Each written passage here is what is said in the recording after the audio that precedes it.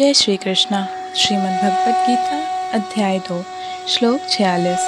यावानर्थ उदपादे सर्वतः सम्प्लुतोदके तावान् सर्वेषु वेदेषु ब्राह्मणस्य विजानतः। एक छोटे से कूप का सारा कार्य एक विशाल जलाशय से तुरंत पूरा हो जाता है। इसी प्रकार वेदों के आंतरिक तात्पर्य जानने वाले को उनके सारे प्रयोजन सिद्ध हो जाते हैं।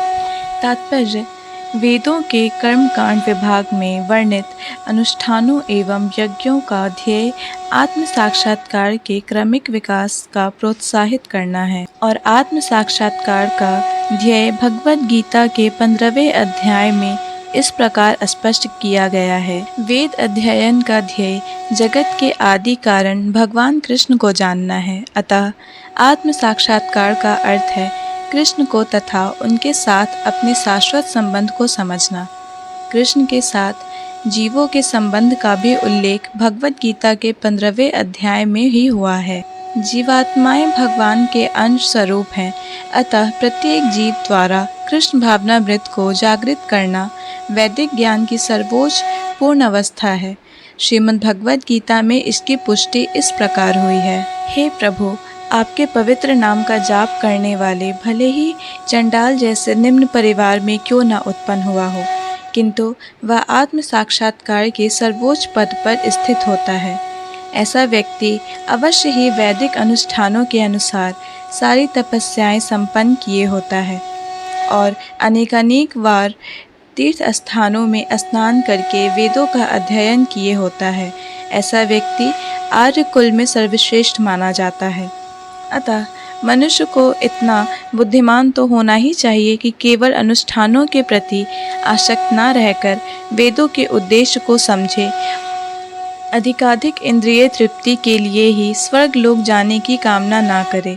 इस युग में सामान्य व्यक्ति के लिए न तो वैदिक अनुष्ठानों के समस्त विधि विधानों का पालन करना संभव है और न सारे वेदांत तथा उपनिषदों का स्वर्ग अध्ययन कर पाना सहज है। वेदों के उपदेश को संपन्न करने के लिए प्रचुर समय, शक्ति, ज्ञान तथा साधन की आवश्यकता होती है। इस युग में ऐसा कर पाना संभव नहीं है, किंतु वैदिक संस्कृति का परम लक्ष्य भगवानम कीर्तन द्वारा प्राप्त हो जाता है, जिसकी संस्तुति पतितात्माओं के उद्धारक भगवान चैतन्य द्वारा हुई है।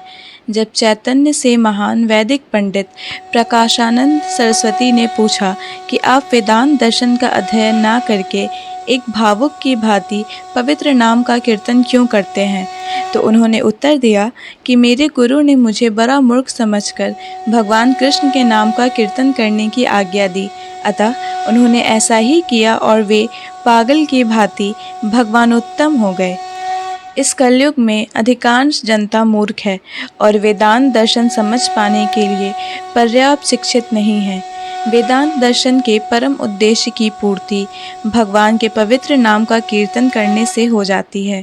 वेदांत वैदिक ज्ञान की परिकाष्ठा है और वेदांत दर्शन को प्रणेता तथा ज्ञाता भगवान कृष्ण है।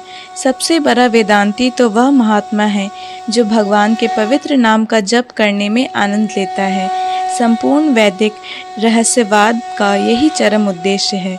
जय श्री कृष्णा। पूर्ण भगवद गीता के श्लोकों को सुनने और समझने के लिए हमारे चैनल को सब्सक्राइब करें।